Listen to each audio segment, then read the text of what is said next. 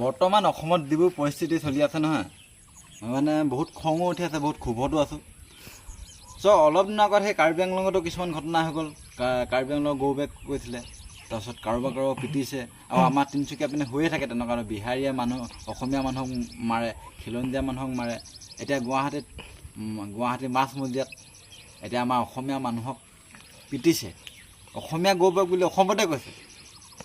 তথাপিতো মানে কি হ'ল, এই যে আমাৰ আৰক্ষী বিষয়াসকল সিহঁতি চুপ হৈ আছে।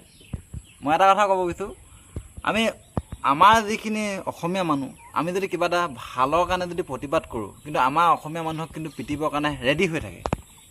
আমাৰ এই পুলিচ সোপা যিখিনি অফিচাৰ, সিহঁতে দেই, আৰু বেছিকৈ কিবা এটা ক'লে সিহঁতে কি উচতাই দিছে বুলি কয়। সঁচা কথাটো সিহঁতৰ সহ্য নহয়, নাই চিধা কথা মানে। এতিয়া চাওক, সেই গৰু পিটন যে দিলে মানুহ এজনক, আৰু যে অসমীয়া যে গৌবেক বুলি ক'লে, ইয়াৰ পিছতো আজিলৈকে সেই কি হ'ল, এৰেষ্ট হোৱা নাই। এতিয়ালৈকে এৰেষ্ট কৰিব পৰা নাই, কিবা দমে নাই নে কি নাজানো মই, একদম চিধা কথা। আৰু কি হ'ল, তাই কিবা গুপ্তা আছিলে মানুহজন, MLA উঠিলে বিশেষকৈ। তেনেকুৱা সেইজন অসমীয়া ক'বই নাজানে। সেইটো কাৰণে চাগে সেই অসমীয়া ক'ব নজনাখিনি মানুহৰ দপদপনিটো অলপ বেছি হৈছে। আৰু আমি এটা কথা, আমি ইমানকৈ হালা কৰি নাথাকোঁ মানে আজিকালি। কাৰণ ডাইৰেক্ট মানে সিহঁতে যদি একো নহয়, সিহঁতক যদি কোনো ধৰণৰ শাস্তি নিদিয়ে, তেতিয়াহ'লে আমিও সেই সিহঁতৰ দৰে আইন অমান্য কৰিবলৈ ৰেডি আছোঁ।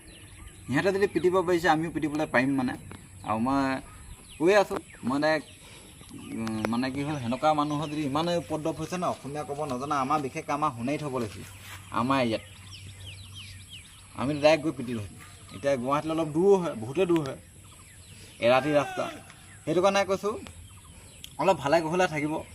অসমত আছে যেতিয়া অলপ ভালে কুশলে থাকিবলৈ পাইছে যেতিয়া।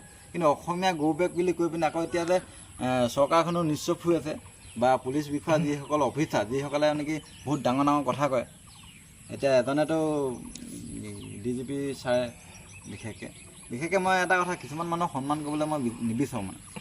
কাৰণ সিহঁতে আমাৰ লিখীয়া মানুহক সন্মান নকৰে, বহুত বেয়াকৈ দম দিয়ে, গালি পায়। আমি যদি কিবা এটা ক'বলৈ যাওঁ, সিহঁতে গালি পায়। এতিয়া যদি মই কিবা সঁচা কথা যদি মই বেছিকৈ কওঁ, আমাক পুলিচ ওলাবলৈহে আছে মানে। সেইটো কাৰণে কি হ'ল, সঁচা কথা সিহঁতৰ সহ্য নহয়। এটাই কথা, এই অনা অসমীয়া যিখিনি অসমীয়া ক'ব নাজানে, সিহঁতক শাস্তি দিয়ক, যিসকলে নেকি অসমীয়া গৌবেক বুলি কৈছে। নহ'লে কিন্তু কথা বেয়ালৈ গৈ আছে মানে দেই। আমি উচতাই দিয়া বুলি নহয় এইটো, সিহঁতে যিটো কৰিছে আমি সেইটোকে কৰিম মানে। সিহঁতে যেনেকৈ মাৰিছে ন, আমিও সেই ৰেডি হৈ আছোঁ, চিধা কথা।